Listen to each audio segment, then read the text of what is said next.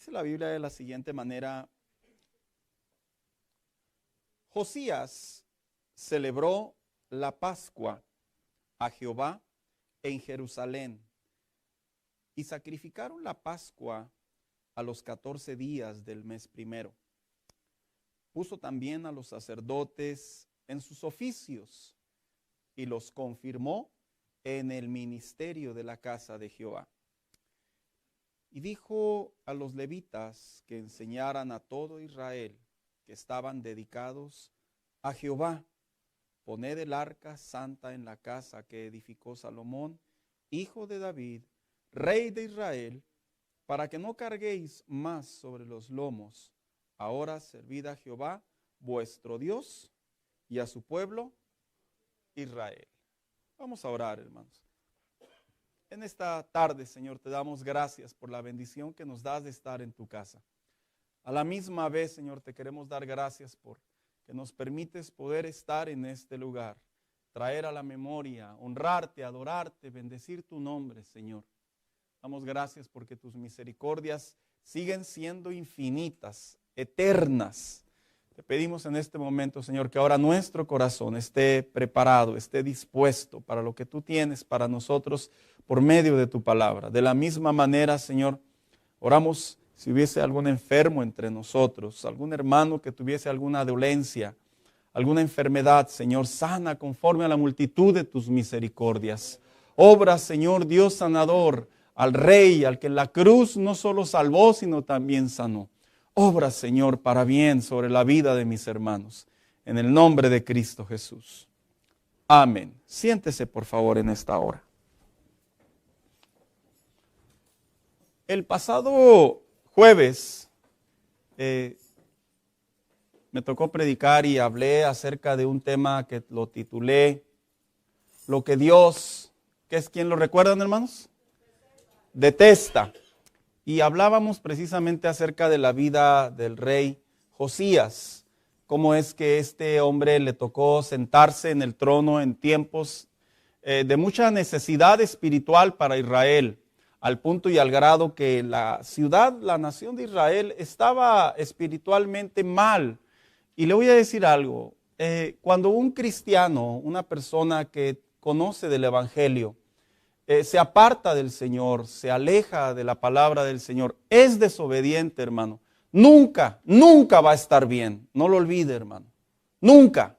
No existe un lenguaje que una persona que conoce el evangelio, que ha tenido un encuentro con el Señor, que sabe los estatutos de Dios y se aleja del Señor, de su casa, de su convivencia, del servicio a Dios, de la oración, de la vida espiritual, vaya, que la Biblia nos dice que debemos de cultivar para mantener nuestra comunión con Dios, nunca va a estar bien, mucho menos mejor. ¿Y sabe por qué lo digo? Porque son una de las mentiras más comunes que Satanás introduce y ha introducido por todos los siglos en la mente del hombre. Que el pensar que por el hecho de conocer al Señor en cierta medida es suficiente. No. ¿Y sabe por qué lo digo? Porque el pueblo de Israel en los tiempos del rey Josías, a pesar de que había una decadencia espiritual en toda su expresión, hermanos, el pueblo en realidad no tenía intenciones al parecer de voltear su corazón al Señor, sino que hasta que Dios habla a la vida del rey Josías, de este jovencito, y veíamos el pasado jueves cómo es que él comprendió a su corta edad que la nación no estaba bien y que no era por cuestión de suerte, no era porque estaban tuviendo una mala rachita, no, sino era porque habían abandonado al Señor. Y hablábamos qué es lo que hizo el rey Josías, y es precisamente que todo lo que era abominable para el Señor, que se practicaba dentro de la ciudad, de la nación de Israel, Jerusalén, Judá y las demás ciudades, pero a la misma vez lo que se practicaba dentro del templo del Señor, qué es lo que hacían los sacerdotes, cómo vivían los príncipes, los levitas. Veíamos que de alguna manera trajo a la mente de la ciudad que lo que no se estaba haciendo bien repercutía su comunión con Dios. Y veíamos cómo esas abominaciones, ese rechazo de Dios, eso intolerante del Señor, los llevó precisamente a esa vida. Pero cómo es que este jovencito reacciona en cierta manera y se convierte en ese reformador, en esa manera de llevar al pueblo de Dios a volver a reivindicar su vida. Y veíamos que cuando se habla en relación a lo que le agrada a Dios, o vaya, ¿por qué no decirlo? En relación a lo que todos los atributos positivos, pudiéramos decirlo así, para nuestro entendimiento de Dios, nosotros generalmente decimos, sí, Dios es bueno, es generoso, es bondadoso. Y hablábamos que eso son cosas muy conocidas en el mundo cristiano. Pero el jueves hablábamos de esas partes de la relación con Dios que son detestables para el Señor. Y por eso hablábamos lo que Dios detesta. Y lo llevamos a la vida cristiana, que el cristiano debe de saber ambas posiciones. Esta semana, hermano, este domingo, tomando como el jueves como referencia, quiero hablar del lado opuesto, en el sentido, no solamente lo que dejó de hacer el rey Josías como rey, sino también lo que comenzó a volver a hacer. Porque yo le voy a decir una cosa. Hacer las cosas bien, dijo alguien por ahí, con que no te metas todo está bien. ¿Sí ha escuchado esos? Que pareciera ser que dicen, no, es que por más que intentas ayudar, las cosas salen mal. Y dicen, me ayudas más callado, me ayudas más sentado, me ayudas más sin hacer nada, me ayudas más no viniendo. Y se forma en la idea de las personas que a veces el abstenerse a hacer cosas, en cierta manera también es bueno. Le voy a decir una cosa, tiene su contexto para interpretar eso. Pero en la relación con Dios, para tener una buena comunión con el Señor, no solamente es el objetivo de dejar de hacer lo que es abominable o detestable para el Señor, como lo hizo el rey Josías, sino también el otro lado de la moneda, lo que tiene que hacer un cristiano para saber qué es lo que al Señor le agrada. Así que le he puesto por tema este mensaje, lo que Dios agrada o lo que agrada a Dios, haciendo alusión a que el rey Josías no solamente reformó y destruyó, fundió, restauró todas las malas costumbres que estaba haciendo el pueblo de Israel, sino que también él hizo cosas que en la práctica, en el ejercicio, son muy necesarias para agradar al Señor. Así que cuando hablaremos de ello, vamos a abordar 3 asuntos bien breves, hermanos, que hizo el rey Josías, que agradaron al Señor. Y precisamente cada uno de ellos está en estos versículos. Por ejemplo, vamos a hablar del primero cuando dice, y Josías celebró la Pascua. ¿Qué es la celebración de la Pascua? ¿Por qué lo volvió a hacer? Significa que ya no se practicaba. 2, otra de las cosas que agradó a Dios sobre lo que hizo el rey Josías también fue que precisamente dice que volvió a restaurar a los levitas en sus oficios delante del Señor, que entre ellos era precisamente, dice el verso 3, me adelanté, enseñaban a Israel. Pero también dice que en el verso 2 también hizo este hombre algo interesante. Y es que volvió a situar a los sacerdotes en la posición donde deberían de estar. Estas 3 prácticas, estos 3 ejercicios, estas 3 decisiones que Josías hizo, hermano, fueron clave para que el pueblo volviese a ser bendecido por el Señor. No porque el Señor le diga al hombre, te obligo a que me sirvas, no, sino porque la realidad es que el hombre es libre para elegir qué hacer con su vida, y aún siendo salvos, somos libres para elegir. Pero cuando se trata de agradar al Señor, que no nos pase como le pasa a muchos cristianos. ¿Quién no ha conocido esos creyentes? Y digo en título, en pronombre, que por ahí dicen, no, yo no hago cosas malas. Mira, no estoy yendo a la iglesia, pero no hago cosas malas. Y pareciera ser como que entre menos cosas malas se hagan, pues la balanza se recarga, ¿no? Se hacen cosas buenas, como si fuera una balanza así. ¿Quién ha escuchado hablar de esos creyentes que dicen, no, yo, el Señor me salvó y yo ya no fumo, yo ya no tomo, ya no llevo una vida liberal, ya tengo respeto y cuidado con todas las cosas? ¿Y cómo te va en la iglesia? Bueno, mira, no he tenido oportunidad. No es un asunto que ahorita pueda, pero Dios sabe que yo me cuido mucho. Personas que, ¿por qué no decirlo? Aún dentro de la misma iglesia, hermano, pueden estar entre nosotros y piensan que por el hecho de absorber todas las enseñanzas de la palabra de Dios, pero no tienen una vida espiritual en el Señor, no la tienen, así abiertamente lo digo. Ellos tienen la idea, la imaginación, el concepto, que eso de alguna manera es agradable delante del Señor. Bueno, Señor, tú no sabes que ando haciendo cosas malas, pero pues tampoco tengo tiempo de orar, no tengo una vida de oración, conozco la Biblia, pues lo que se predica, tú sabes, Señor, que yo tengo una vida muy ocupada, muy ajetreada, y hago lo que puedo, pero no me porto mal, Señor, ya no me porto mal, ya no me porto mal, ya no me porto mal. Y viera actualmente, hermano, en la iglesia de Cristo en general, viera cómo hay estas tendencias, cómo hay esta manera de vivir en el Señor.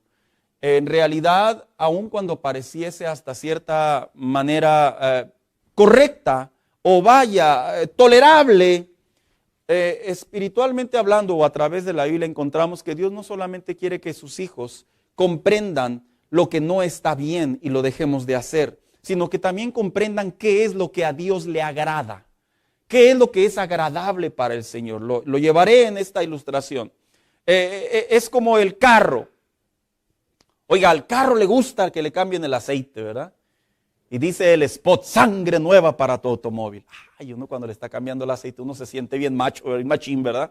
Ah, sí, bebé, te estoy echando sangre nueva. Cuando usted va a la gasolinera y le echa de la premium, ¿verdad? Oh, es que este carro solo bebe gasolina santa, ¿verdad?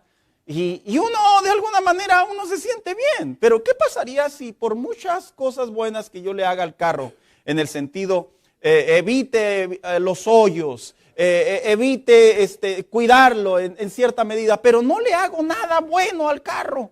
¿Usted cree que me va a durar, hermano? No, fíjese que no. Está comprobado que en realidad uno tanto como tiene que evitar lo que daña al carro, tanto como uno tiene que provocar o producir lo que le hace bien al carro. Espiritualmente hablando es igual. No solamente es suficiente con evitar ciertas cosas que perjudican mi relación con Dios porque son detestables para el Señor, sino también hay áreas, temas en mi vida que a Dios le agradan que yo los practique, que yo los ejerza. Y precisamente el rey Josías tuvo cuidado, como debe de ser en la vida de cada uno de nosotros, hermanos, tener el cuidado de que lo que hizo el rey Josías nos aborda enseñanza, nos aborda crecimiento en la fe. ¿Qué es lo que agrada a Dios? ¿Qué es lo que Dios espera, ve, observa la vida de sus hijos? ¿Qué dice el Señor? Bien por ti, estás creciendo, has abandonado ciertas prácticas, estás creciendo, ya te cuidas más en tu manera de pensar, pero ahora tienes que prestar atención qué es lo que es bueno para ti. Y precisamente lo que hizo el rey Josías en esta ocasión, en estos 3 versos solamente, van a ser de enseñanza para nosotros. Y dice en primer lugar la Biblia 35:1, Josías celebró la Pascua. La Pascua era una celebración judía, nada que ver con lo de ahora, hermano, así brevemente lo digo, ¿verdad? Hoy en día los niños tienen en mente que la Pascua es ir al parque o al porche de la casa, al backyard de la casa, y ahí van a poner huevitos, y los huevitos traen chocolates mexicanos o americanos, unos que no me gustan y mejor dejo el huevito ahí, ¿verdad? Que lo agarre otro. Y tienen la idea hoy en día que eso es Pascua, ir a aventarse una carnita asada en medio del sol, así llorando, ahí usted los Winnies y todas esas cosas hermosas y lindas y preciosas, ¿verdad? Y tenemos la idea que eso es la Pascua. En realidad esa es una expresión comercial que está totalmente alejada a la Biblia. Cuando la Biblia dice que el rey Josías celebró la Pascua, lo que pasa es que la Pascua era una celebración que había sido establecida por Dios cuando ellos estaban en el desierto, pero que en realidad tomó vida antes de salir de lo que era Egipto. Como cristianos en su mayoría, traemos a la memoria que la Pascua es el evento de la liberación. La liberación de que ellos dejaron de ser por más de 400 años esclavos. Y cuando se viene a la Pascua era una celebración que ellos traían a la memoria por instrucción de Moisés, por orden del Señor, que se sentaban en la mesa y de alguna manera se hacían sacrificios al Señor. Ahí viene inclusive la fecha, no abordaré eso para no entrar en detalles, pero que era una manera de recordar lo que Dios había hecho por ellos. Mire, era una manera de recordar en primer lugar que Dios había escuchado sus oraciones. Recuerde que cuando Dios llamó a Moisés en la zarza, ¿qué le dijo? He escuchado el clamor de mi pueblo, así dice Éxodo capítulo 3. Lo cual significa que la Pascua, en primer lugar, era el recordatorio de una oración, de un ruego, de un clamor. 2, ese recordatorio, esa Pascua también tenía que ver con el mostrar el poder de Dios. La Pascua representa también, hermano, hasta cierto punto, en donde se ve la poderosa mano del Señor de manera sobrenatural a favor de los suyos. 3. La Pascua también representa la liberación. ¿En qué sentido? En que ellos no solamente fueron escuchados, sino que fueron separados. Fue el par de aguas para que ellos ya no vivieran de esa manera. 4. La Pascua también era para que se comprendiera humanamente hablando que el Dios de Israel era el verdadero Dios, comparado al Dios de los egipcios. 5, y le puedo seguir la lista, es tan extensa de lo que es la Pascua. Una de las más importantes es que traía a la memoria el pacto abrámico, el que Dios le había hecho a Abraham, que le daría a su descendencia toda aquella zona territorial. Así que, de alguna manera, la Pascua, ellos tenían, por decirlo así, miles de motivos para traerla a la memoria. Y cuando dice la Biblia que el rey Josías instruyó que se celebrara la Pascua, era traer el recordatorio de lo que Dios había hecho en sus vidas. ¿Por qué? Porque ese recordatorio también iba acompañado de un pacto que Dios había hecho en Deuteronomio capítulo 4 con ellos. ¿Y cuál era el pacto? Que así como Dios había mostrado su fidelidad, así como Dios había mostrado su poder, así como Dios había mostrado su gloria, así como Dios había mostrado oración contestada de un imposible literalmente, ellos tenían que comprometerse, dice Deuteronomio capítulo 4, de seguir al Señor. Y sabes, nosotros, la iglesia cristiana, los hijos de Dios, al venir a Cristo, Él es nuestra Pascua, dijo el apóstol Pablo, trayendo a la memoria la comparación espiritual. ¿En qué sentido? En que nosotros, espiritualmente hablando, estábamos muertos. En que nosotros, humanamente hablando, algunos de ustedes, lo digo con respeto porque no fue mi caso en este contexto, lo único que los pudo cambiar es un milagro del Señor. Porque posiblemente habían intentado muchos medios y nunca lo habían hecho. Mire, he sabido de personas que están entregados a las adicciones e intentaron innumerables veces mejorar sus vidas y no pudieron. Eso está comprobado, el hombre tiene un límite. Otros de ellos el Señor les hizo un milagro y es lo que los tiene en este lugar o en algunas iglesias. Así que el recordatorio de la Pascua para un cristiano es no solamente saber lo que Dios hizo por nosotros, sino que también que la parte que nos corresponde a nosotros como hijos de Dios es que le debemos de rendir al Señor en compromiso una vida de fidelidad a Él. Mira, escucha lo que te voy a decir. Cuando dos personas se casan, vaya el contexto. Yo he escuchado a algunos que a manera de broma dicen, el que se casó fue él. ¿Y lo has escuchado? El que se casó fue ella. O sea, como si uno solamente adquiere las responsabilidades o los compromisos y el otro nomás dijo que sí. Mira, ¿te acuerdas? ¿O estabas tan enamorado cuando empezaste a aventar ahí las moneditas esas de cobre? ¿Te acuerdas? Que todo lo tuyo es mío, mi amor. Sí, todas, agárralas.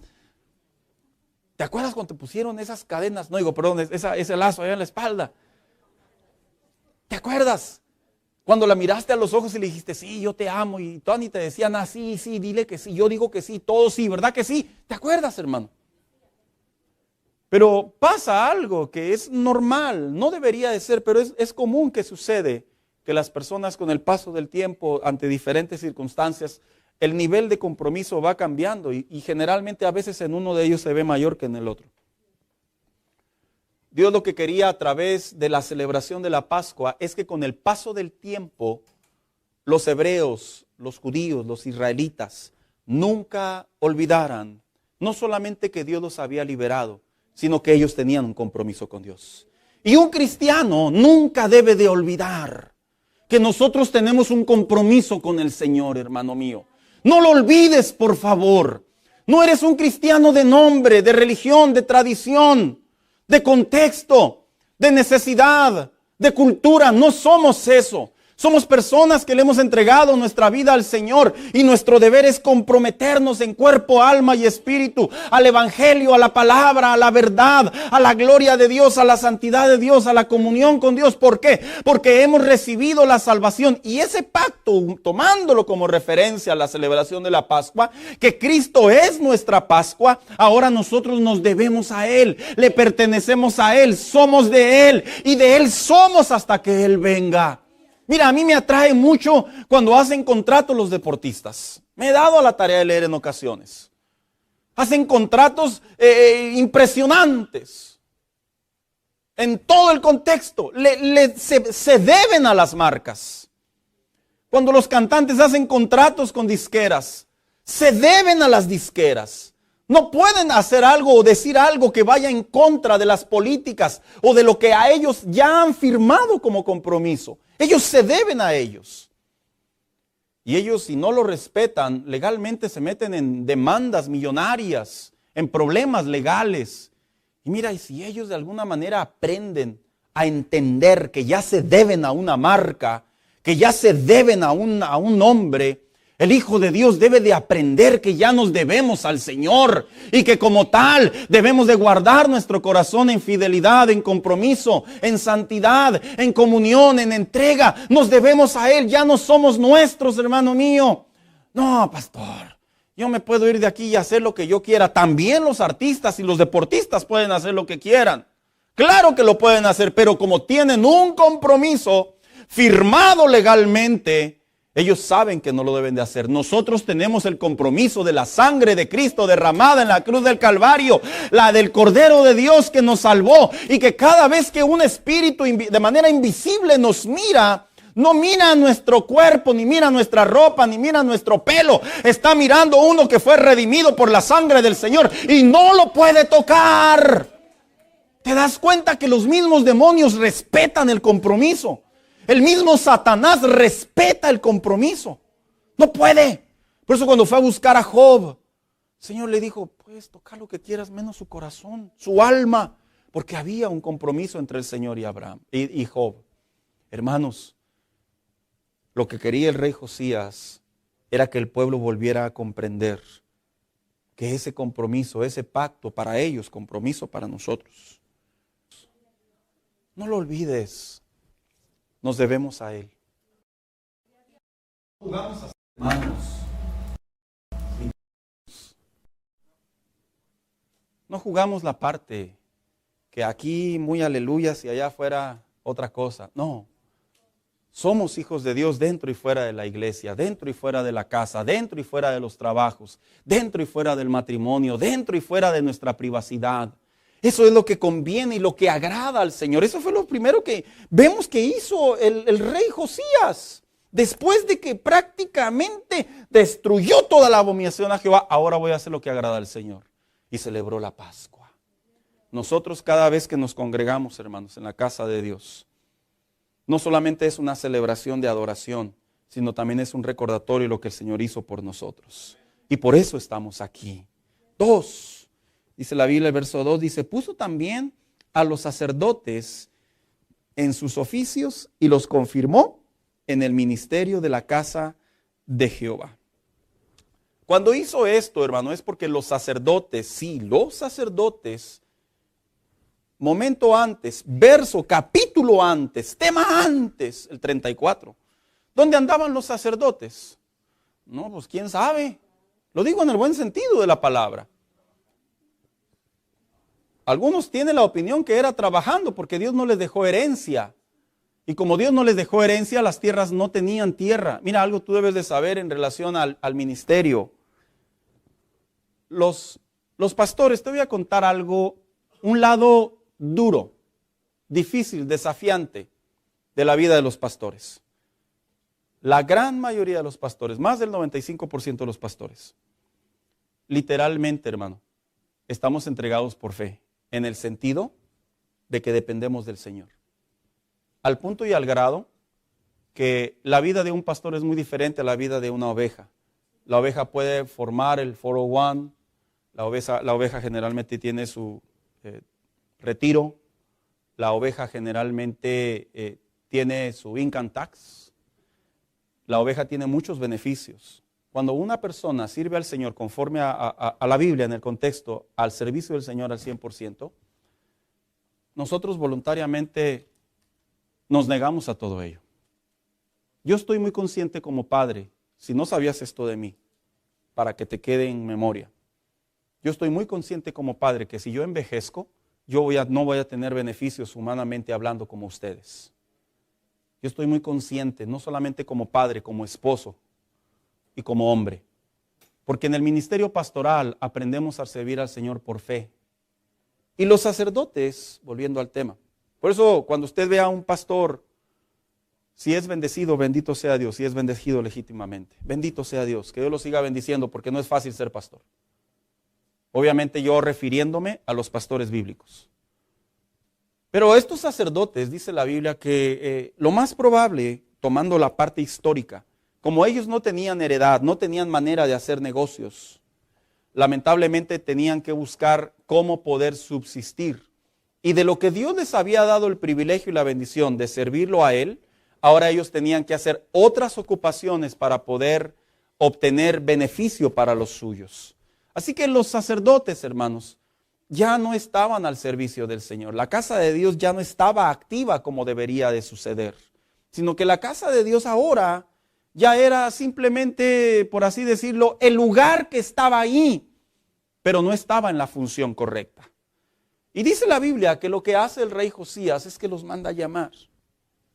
Algo bueno que hizo el rey Josías es que no solamente los ubicó en la posición que les correspondía, sino que también los presentó delante del pueblo e instruyó a que se celebrara, como ya vimos previamente, la Pascua, lo que significaba que el pueblo tenía que venir a la casa de Dios a ofrecer sacrificio para el Señor en la fiesta de la Pascua, y una de esas partes, de acuerdo a la ley mosaica, una de esas partes en cada sacrificio e inmolación que se practicaba, era una parte que le correspondía a los sacerdotes. Así que los sacerdotes volvieron a reactivar su vida en cuestión de supervivencia.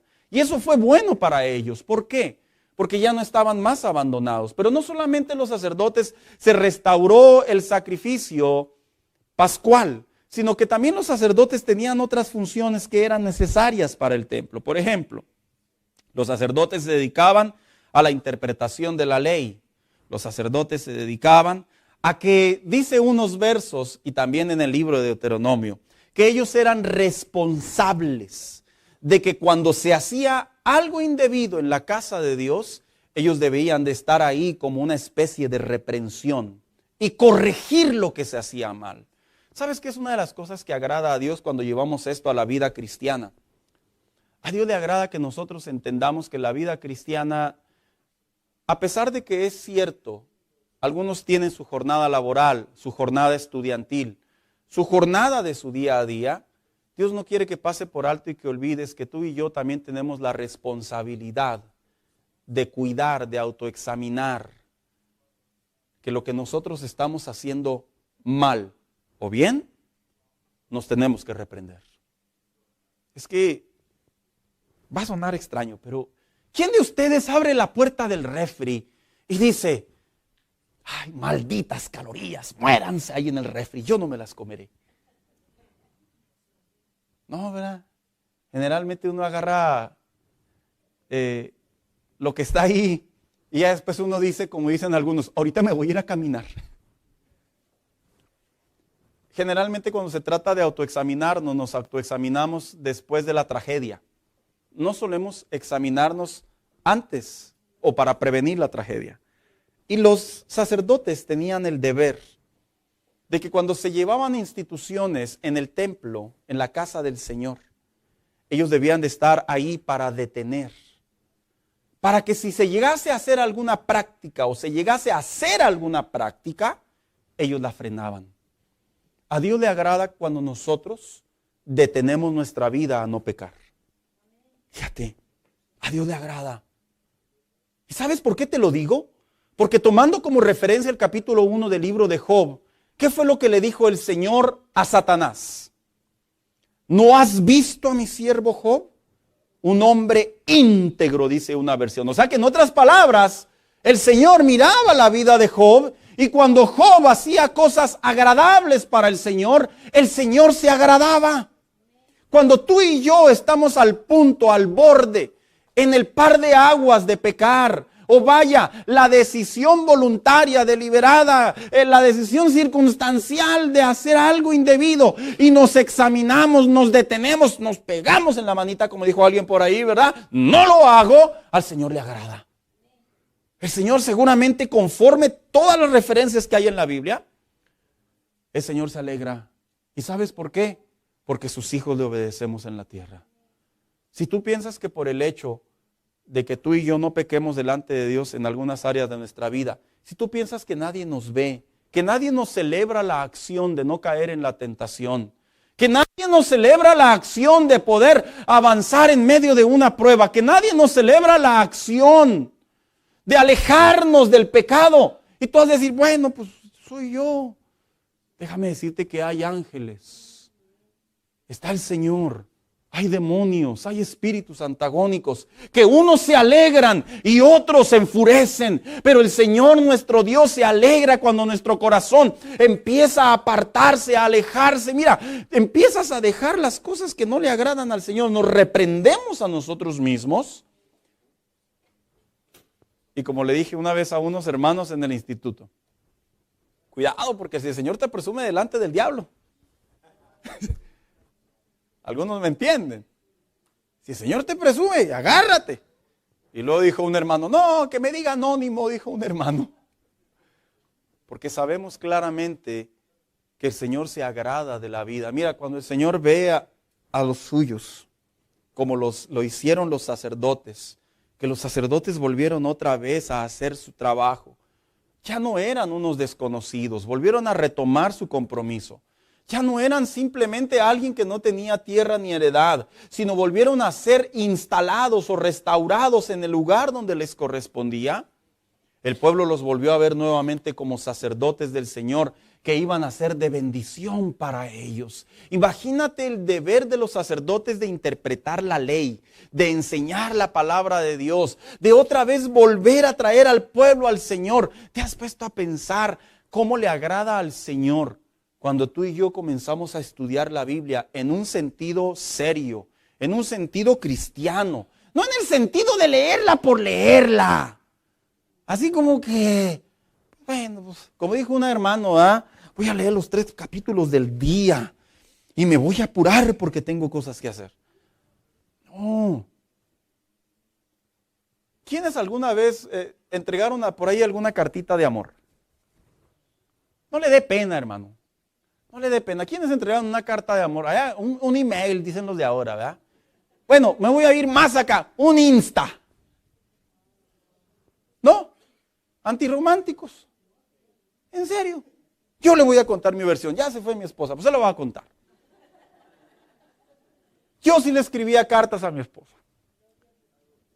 Se las escribía en griego. No es broma. Se las escribía en griego. Y ella, yo la veía que las agarraba.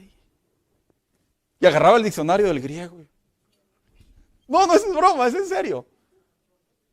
Y yo veía que las veía, yo decía dentro de mí, pues si no lo entiende, por lo menos que sepa que la quiero. Hasta que obviamente fuimos agarrando ambos la práctica del griego. Yo no soy experto en griego, quiero hacer una aclaración, pero aprendimos lo básico sobre el griego. Y después, hermanos, obviamente ya nos entendíamos muy bien. Ahí estaban las palabras escritas. Y ella sabía lo que yo le decía. Y yo podía ver sus ojitos apasionados, entregados, enamorados, rendidos. Y yo decía, me aventé. Y a ella le agradaba, al punto que a veces me decía, ya no me has escrito. Y yo así como que estoy ocupado, pues, ¿qué piensas que me agarrando, escribiendo? Como si que me encanta escribir, pero tenía responsabilidades. ¿Te has puesto a pensar al Señor? Cuando el Señor nos ve entregados a su palabra, nos ve entregados a la oración, nos ve entregados al servicio de Dios, nos ve entregados a alejarnos y reprendernos de nuestras malas acciones. ¿Te has puesto a pensar cómo se pone el corazón de nuestro Señor, hermanos? Se alegra, se agrada. Yo entiendo que a veces quisiéramos que la gente reconociera nuestros sacrificios, nuestros logros, nuestros esfuerzos. Vaya, ¿quién no quiere eso? ¿Quién no quiere eso? Y no es porque lo necesitemos, sino porque humanamente hablando, emocionalmente hablando, racionalmente hablando, se activa, se desea un reconocimiento. Cuando uno madura, uno ya no busca eso en el Señor. Pero aun cuando no buscamos eso, de acuerdo a la Biblia nos queda muy en claro que el Señor se agrada. Nos queda muy anclado. Si pudiera interpretarlo así, que el Señor se sonríe en una sonrisa de agradar, de regocijo, de gozo, porque en la tierra sus hijos le alaban, le buscan, se cuidan, se comprometen, dan su vida por el evangelio. El Señor no está simplemente sentado como una estatua mirando a la tierra a ver qué pasa. No, hermano, el Señor en la Biblia se encuentra que tiene un carácter y Él siente lo que nosotros sentimos. Al momento de decir eso es como decir, si Él nos formó, Él sabe lo mucho que nos esforzamos por vivir la vida cristiana y Él se alegra cuando los cristianos lo estamos haciendo. A Él le agrada eso. Yo me imagino el rostro de los sacerdotes cuando los sacerdotes volvieron otra vez a su identidad. Se tuvieron que haber dicho, sí, esto es, desde que el Señor nos llamó en los tiempos de Moisés, a nuestro padre Aarón, a esto fuimos llamados, y se sentían identificados. Y lo hizo también el rey Josías. Restauró los sacerdotes. Pero también dice en la Biblia, el verso 3 dice, y dijo a los levitas que enseñaban a todo Israel y que estaban dedicados a Jehová, poned el arca santa en la casa que edificó Salomón, hijo de David, rey de Israel, para que no la carguéis más sobre los hombros. Ahora servid a Jehová vuestro Dios y a su pueblo Israel. ¿Dónde andaban los levitas? Pues como dijo un hermano ahorita, ¿verdad? Pues trabajando también. Porque desafortunadamente tanto como los sacerdotes como los levitas eran los encargados, los responsables de la casa del Señor. Y no recibieron heredad, hermanos. Estos no recibieron heredad como las demás tribus cuando llegó Josué y entregó las tierras de Canaán en conquista, no.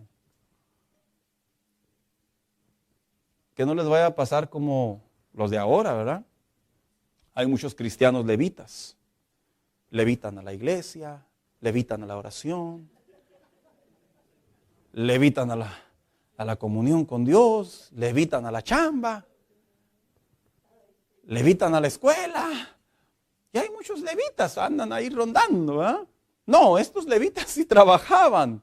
Y una de las funciones que principalmente los levitas tenían, hermano, de acuerdo a Deuteronomio, cuando Dios le dio a Moisés las instrucciones en la ley mosaica, ¿cuál iba a ser la responsabilidad de ellos? Detrás de que algunas de ellas eran muy similares a los sacerdotes porque trabajaban palmo a palmo, una muy particular de los levitas es que ellos se dedicaban a la adoración, a la alabanza en el templo al Señor. En otras palabras, ellos también enseñaban al pueblo a cantar, a adorar al Señor. Y sabes, algo que agrada el corazón del Señor es cuando sus hijos le adoramos. Le adoramos. Mira, nosotros los seres humanos tenemos algo bien interesante. ¿Quién no le ha tocado ver de repente? Yo creo que a todos, quiero asumir, que de repente estamos mirando las grabaciones de algunas iglesias o otras iglesias y luego de repente le van pasando la cámara a uno que está bien serio y luego de repente se pone a adorar. Oh, sí. ¿Sí los ha visto, hermano? Se ven bien graciosos, ¿verdad? Porque uno dice, pues si no pasa la cámara y estarías todo amargado, ¿verdad? Sí. Oiga, aquí sí se me han hecho la observación que no, rostros no. Y por eso es que las cámaras están solamente volteando para acá. Ni modo, los músicos ellos sí tienen que sonreír. Ellos están obligados, hermanos. Ellos quisieran tener una lucecita roja para que cuando la cámara los está tomando, ¿verdad?, pusieran su mejor adoración en los tambores o en la voz. Pero la realidad es que así somos los humanos. Si nos ven, como que tenemos el deber de mostrar más pasión por lo que estamos haciendo. Porque es una manera de leer el lenguaje corporal hasta cierta manera. Los levitas, volviendo al tema, no hacían su trabajo ya. Ya no enseñaban alabanza, ya no cantaban. Ya no estaban en el templo en ese entonces, hasta que la restauró nuevamente el rey Josías. Y el rey Josías dice, vengan otra vez los levitas. Tuvieron que llegar los levitas de diferentes lugares, hermanos. El rey los llama. ¿Y qué quiere el rey? Que vuelvan a hacer lo que saben hacer. ¿Sabes qué es lo que un cristiano debe de aprender a hacer y saber hacer como hijo de Dios? Alabar y adorar al Señor. Te lo diré de una manera bien a rajatabla. Un cristiano que no sabe adorar y alabar al Señor no entiendo cómo puede ser salvo. Yo no lo entiendo. Porque una de las características que tiene la salvación es que saca un gozo, una alegría, un regocijo, un manantial que te lleva a entregarlo como una ofrenda para el Señor. Yo no estoy hablando de que saltes, brinques. No. Yo estoy hablando del entendimiento de poder rendirte a tu Señor. Lo he dicho en otras ocasiones. A mí me llama la atención cuando de repente salen en la tele o en el celular los spots de los conciertos, de las personas que le cantan a la botella, le cantan a la mujer, al despecho, le cantan a tantas cosas hoy en día. Y yo veo cómo las personas, las masas, las multitudes, los que están tanto como en la primera fila como en la última fila, yo veo cómo corean esas canciones. Y aunque la canción diga puras mentiras, mi primera chamba, y aunque están cantando puras tonterías, hermano, yo veo cómo se entregan en pasión. Y algunos irán a decir, no saben lo que están haciendo. ¿Quién te lo dice que no? Lo cantan con tanta convicción hasta cierta manera. Y a veces, te lo digo con el corazón en la mano, algunos de nosotros como cristianos nos toca ver otros cristianos en las iglesias, no voy a hablar de particularmente en esta necesariamente, en otras iglesias, en el caminar en el Señor, y están en un estado muy desconectado de lo que es la alabanza y la adoración. Están en un estado muy ajeno, como si estuviéramos nomás para pararnos y a ver a qué hora se acaba todo esto, porque ya se me cansaron mis taloncitos. Están en un estado así como que, ay, porque el que está ahí arriba no se calla, ya que le baje, que diga. Y uno los ve. Mira, generalmente el primer canto, pues sí, todos así, en alegres. Pero ya viene el segundo, sí, ya, hermano, ya te pasaste de gozo, hermano. Viene el tercer canto, ya, hermano, ya, eso es fanatismo. Viene el cuarto, el quinto, el sexto canto, y ya, hermano, ya, por favor, ya. ¿Sabes por qué las iglesias de antes aguantábamos 2, 3 horas de alabanza y adoración? Porque no tenía nada que hacer. No, porque había un gozo de la salvación, lo que produce la alabanza y la adoración en nuestro interior. Y cantábamos y alabábamos y adorábamos al Señor con todo nuestro corazón. Mira, tengo un conocido, una amistad de muchos años cuando era adolescente, allá en el barrio, como dicen por ahí. Él está entregado, a él le encanta viajar. He visto sus posts en muchas ocasiones y él viaja, pero a él lo que más le apasiona es andar en los conciertos. Él persigue los conciertos en México y en Estados Unidos. Él es rockero, le encanta. Y ha escrito ahí cuando pone sus posts, 3 horas, pero valió la pena. Y pone sus videos. Y yo digo, este está entregado al rock. Le encanta el rock, le apasiona el rock. En serio, hermano. Yo diría, si se convirtiera al Señor, ya me lo viera bien entregadote aquí en los cultos, que me espanta a algunos de nosotros. ¿Cómo hace falta que el cristiano sepa que, como levita que somos del Señor, fuimos instruidos a través de la Biblia, fuimos conectados a través de la salvación, a alabar y adorar a nuestro Señor? Y eso agrada al Señor. Si tú eres una persona en tu personalidad discreta, eres una persona, no de mucho ruido, está bien, alaba al Señor en tu entendimiento, en tu moderación, en tu personalidad, yo lo respeto, es entendible. Si tú eres una persona así muy extrovertida y a ti te gusta levantar las manos en cada culto, te gusta gritar gloria al Señor, eres así, está bien, hazlo en la moderación, en la medida, en lo razonable, en lo coherente, hazlo. Si tú eres una persona que ni mucho ni poco, pero lo estás haciendo con todo tu corazón, hazlo. Aquí no te obligamos a que cómo lo hagas o cómo lo digas, aquí no te decimos en ese contexto cómo, porque es una personalidad y es el conocimiento de la palabra de Dios. Pero lo que sí te decimos es que a través de la vida cristiana, la salvación adoración, hay un gozo que no podemos detener. Hay ríos de agua viva que no podemos frenar. Hay un fuego en nuestro interior que no podemos apagar. Hay un manantial del Señor que cuando comenzamos a cantar, nuestro corazón se desborda por recordar la obra que Dios hizo sobre nuestras vidas. Y ese es el gozo de un hijo de Dios, de levita, que está en cada uno de nosotros como hijo de Dios. Pero eso nos corresponde. Y dice la Biblia que el rey Josías mandó llamar a los levitas. Hagan lo que saben hacer. Háganlo. Yo quiero imaginarme cuando los levitas volvieron a entrar al templo. ¿Sabías tú que el que reformó la alabanza y la adoración en el Antiguo Testamento, que fue el rey David? El rey David hizo algo que es impresionante. Que pocos lo saben porque esto se ve más en el estudio. El rey David estableció una alabanza y una adoración de 24 horas. Sí, así como lo escuchas, 24 horas. ¿Por cuánto tiempo, pastor? ¿Fue una campañita? No. Desde que se estableció hasta que él murió. 24 horas había alabanza y adoración. Léelo, ahí está en las Reyes, en las Crónicas, en 2 de Samuel. Te has de imaginar el recordatorio que tenían los levitas al saber que ellos, sus descendientes, participaron en este coro de 24 horas.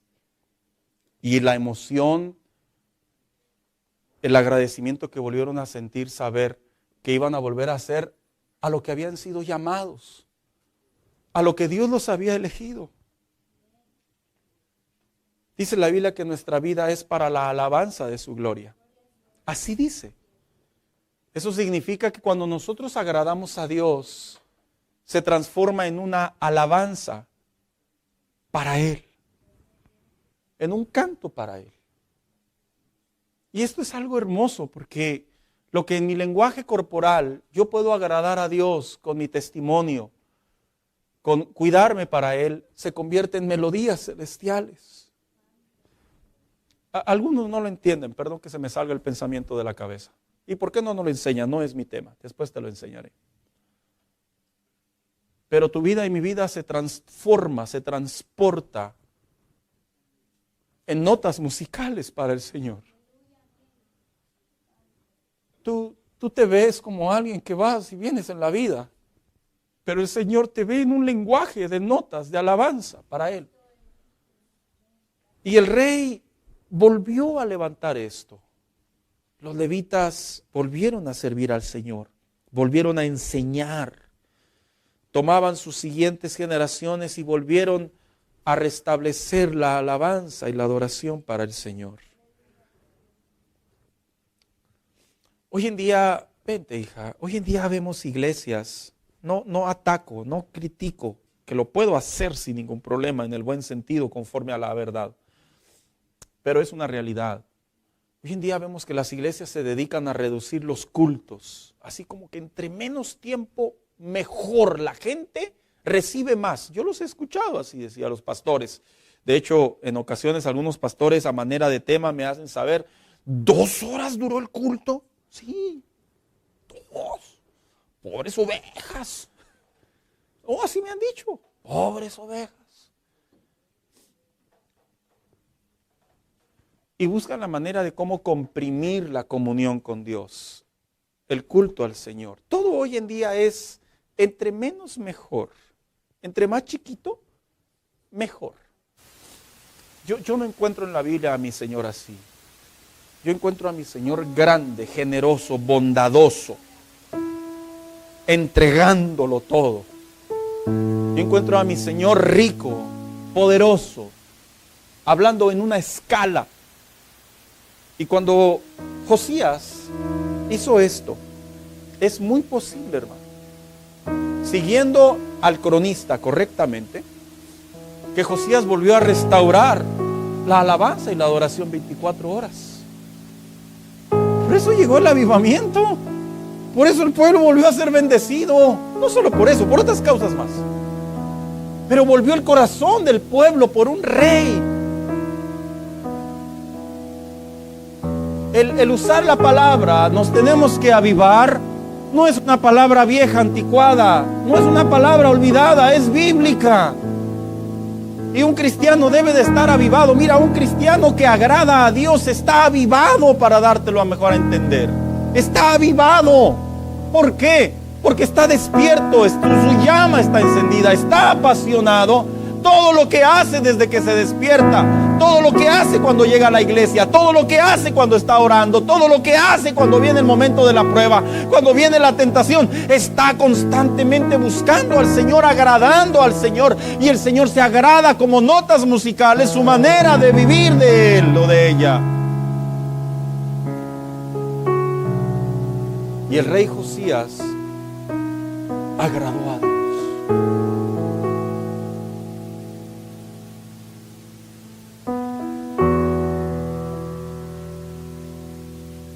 Escuché a alguien decir una vez: por el hecho de ser salvo ya agradas a Dios. No. Esta es una carrera. Tienes que agradar a Dios cada día de tu vida. Tú y yo no nos casamos de lunes a viernes, ¿verdad que no? No. Todos los días. Y uno debe de agradar a Dios todos los días. Si entro a la iglesia, voy a agradar a Dios. Si estoy en una prueba muy difícil, ahí voy a agradar a Dios. Si viene una tentación a mi vida, un dardo de Satanás, ahí voy a agradar a Dios. Si no hay mucho dinero, ahí voy a agradar a Dios. Si me corrieron del trabajo, ahí voy a agradar a Dios. Si estoy enfermo, ahí voy a agradar a Dios. Si estoy bendecido, ahí voy a agradar a Dios. Si perdí algo muy valioso, ahí voy a agradar a Dios. Si tengo algo muy grande, ahí voy a agradar a Dios. Voy a agradar a Dios en cada etapa de mi vida, en cada respirar, en cada suspirar, porque soy de Él, porque hice un compromiso con Él. Él es mi Pascua. Y eso fue lo que hizo el rey Josías. Volvió a meter al pueblo de Dios a agradar al Señor. Cuando leo la vida del rey Josías, suelo meterme en las historias y me imagino. Y digo dentro de mí: wow. Se levantó del polvo del fracaso, se levantó de la desgracia la nación y volvió a alabar, a bendecir, a glorificar el nombre de su Señor. Y volvieron a ser bendecidos una vez más.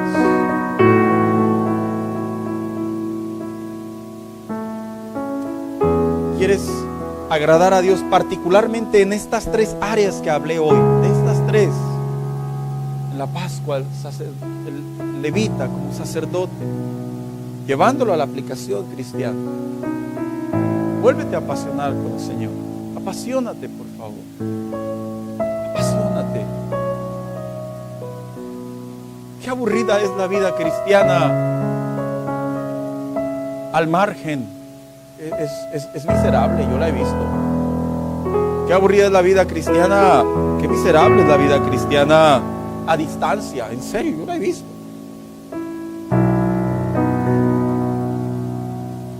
Curiosamente, los que llevan esa vida no comprenden a los que vivimos apasionados con el Señor. ¿Sabes por qué no nos comprenden? Porque nunca han tocado este nivel. Pero nosotros sí los conocemos a ellos, porque posiblemente en alguna etapa de nuestra vida pasamos por ahí y después entendimos que es muy fea, es muy dolorosa. Es por eso que cuando te apasionas con el Señor, ya no quieres, no los criticamos en el sentido que no soy como tú, no, ya no queremos vivir en esa vida, porque es muy mala, es muy miserable. Y hay mucho creyente que está viviendo así. No digo ustedes, pluralizo, hay mucho creyente. Apasionate y vas a saber lo que sentimos algunos de nosotros. Lo vas a saber. Y después vas a mirar atrás y vas a decir: híjola, ese era yo. Sí, ese eras tú. Pero estás madurando. Y ahora que estás comprometido con el Señor, ya no te quieres mover de esa posición. Agradar a Dios. Póngase de pie.